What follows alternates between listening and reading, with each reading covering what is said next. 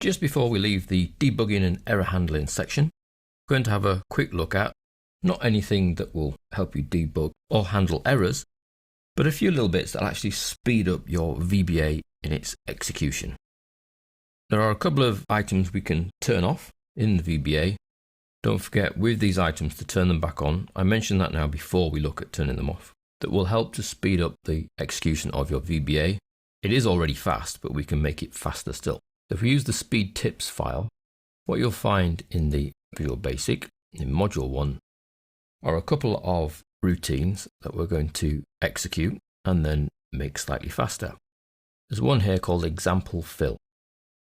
And all that does is it fills a load of cells in 100 by 100 grid. So you can see here for x equals 1 to 100, y equals 1 to 100, z equals z plus 1. We're going x and y. So effectively we're going across and then going across and then going across and fill it in by z, which keeps incrementing every time we go around. So let's run this example fill in Excel. I've put a keyboard shortcut on it of Control-Shift-T to make it run. And what you'll find is you can see it build in the Excel. So you can see it physically writing out every value until it finally gets to the end at 10,000. Now we could make things slightly faster by actually telling it not to update the screen as it does it, but once it's finished. So let's delete all of these values, go into the Visual Basic. Before we actually execute the sub-procedure, we can add a line of code here. Application, we're using the application object dot screen updating, and you see it there as a property. And we set that property to false. Now what you've got to remember to do with all of these values that we'll be changing is reset them afterwards. Otherwise things stop working properly. So it's application dot screen updating equals true. So the first line of our sub procedure is to turn off the screen updating. Then we do all our work and then we turn the screen updating back on. Choose a cell, Control-Shift and T. You can see that we're not subjugated to all the build of all the cells. It just does it and then puts the result in at the end. So effectively it hasn't been refreshing the screen throughout. And you will have seen that that was much faster than waiting for it to write each value in as it loops around. So simply adding a line of code to the beginning of your routine to turn off the screen updating, and then another line at the end to turn on the screen updating. And you saw that that was massively quicker. Another little option to turn off and then back on again is the automatic calculation. So if you're working on cells that have formulas in them, every time you change the value of one cell, all the formulas have to update throughout the rest of the sheet. So if you've got quite a complicated sheet that's likely to be effectively slowed down by having to auto-calculate everything, we can turn that off as well using the same application object. So it's application.calculation as the object, and we set its value to Excel calculation manual. And that stops all of the formulas from automatically updating. Obviously, because that's what people are used to, once you run your routine, you would need to turn that back on again. So application.calculation equals Excel calculation automatic. So if you're affecting a lot of cells that then have a knock-on effect to other cells, formulas in them, this is worth turning off just to make your VBA run that a little bit faster and then turn it back on again after you run your code. One other of these little application properties we can see in action if we look at this del sheet. This del sheet deletes sheet 2. So we can run this in the immediate window. And you see it says data may exist in the sheet selected for deletion. To permanently delete the data, press delete. So you've got to physically press delete. So if in your code you're looking to delete a worksheet, the code will stop when it reaches this box because it requires user input.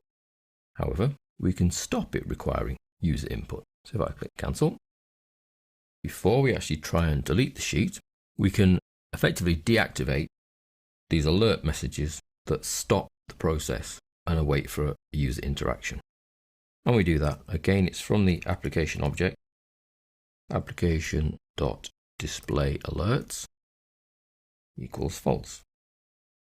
Just like the other application properties we've set, we need to set this back on again afterwards, otherwise you won't get any alerts anymore. Display alerts equals true. So we're effectively turning it off temporarily while we're carrying something out that we know will generate an Excel alert message that requires user input. So if we now run del sheet, you'll see we didn't get a dialog box.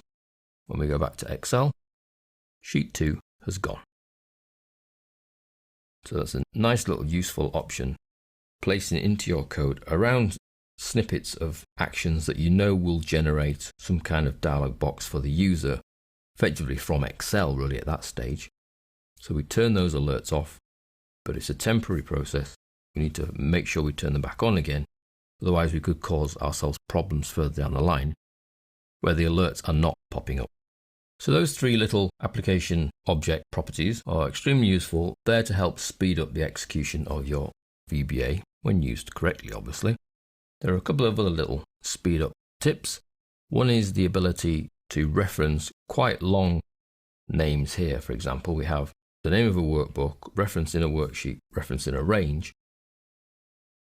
If we were to need to use this object effectively multiple times, then it becomes a bit of a pain, even in copy and paste land, to actually copy and paste that all the times that you need it. What we could do is give that a much shorter name by effectively declaring a shorter variable. So I'm going to declare a variable my range as a range, and then I set my range to be equal to all of this. All of those bits there become my range.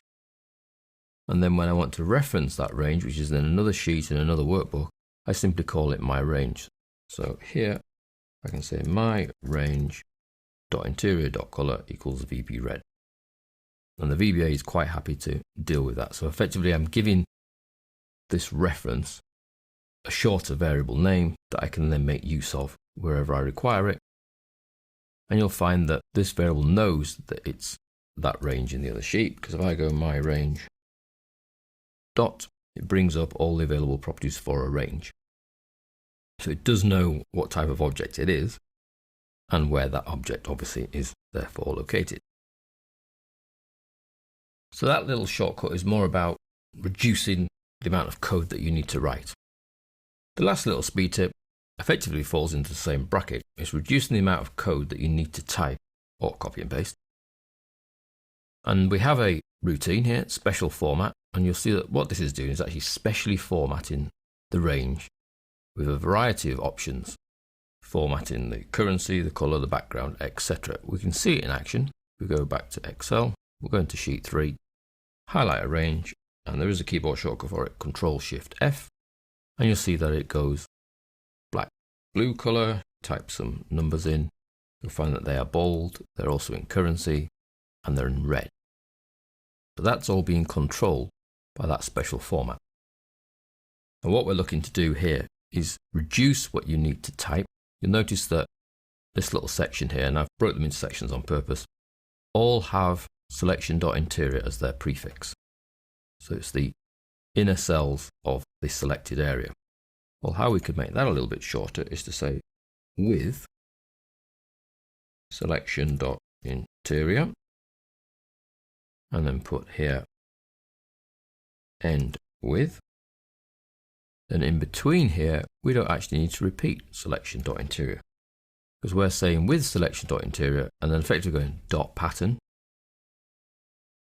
color index, dot theme color, dot tint shade, dot pattern tint and shade. So by using with and end with, we have to tell it what we're using these properties with. So we're using them with selection.interior, and then each of these properties belong to the selection.interior. You can see the same here. We have a whole section selection.font. So we can do exactly the same with selection.font. We remove the selection.font from each of the lines because there's no need to repeat it. That's the whole point in shortening the code up. And then we make sure we say end with. so the VBA knows where the endpoint of the selection.font properties are. You can then see here there's a whole massive section belonging to the selection. So we would say with selection, remove the selection dot in front of all of those and put end with at the end. I'll allow you to do that. Now this little section here, we can take out selection.borders, Excel edge left. So I'm going to remove that whole prefix, which is actually more than one object, but we can do that with selection.borders, open brackets, Excel edge left. So it doesn't matter how many properties of properties of properties you have in the with, everything between the with and end with must then be effectively a sub-property of that group. Now you'll find that if you're typing or even copying and pasting, that can make life a lot easier, not only in writing the code, but then following the code afterwards. So if you come across other people's code where they've used with and end with, you can see, right, so for all the left edge borders in the selected range, these are the properties we're trying to change. We're changing the line style to a continuous line, the index to automatic, tint and shade to 0, and the weight to a hairline, so very thin line. And the same with this little section. With the font, we're changing to that color, that shade, and then turning the bold on, which does allow you to then pop in between. So we could add in other properties that we obviously know exist for the current with statement. So in this section, with selection.font, if I wanted to change the typeface, I could start a new line, dot, name equals Arial. And that would now make this function, special format, change the typeface to Arial. So if we tried that out, select a range over here, Control Shift F, you can see all the color coding quite happily works. Type my name in and we'll just check that the typeface has changed to Arial. That's using the with objects, then the sub-properties for that selection, end with. And you can see it works here for a double set of properties, so selection.font. We could have done here for a single one just by doing with selection, etc, etc, etc. And it works here for selection.borders, Excel edge left. So there's actually a sub property of the borders there to say it's the left-hand border. So you've seen a number of speed tips there. 2 for increasing the efficiency really of your code, and 3 for speeding up the execution of the VBA.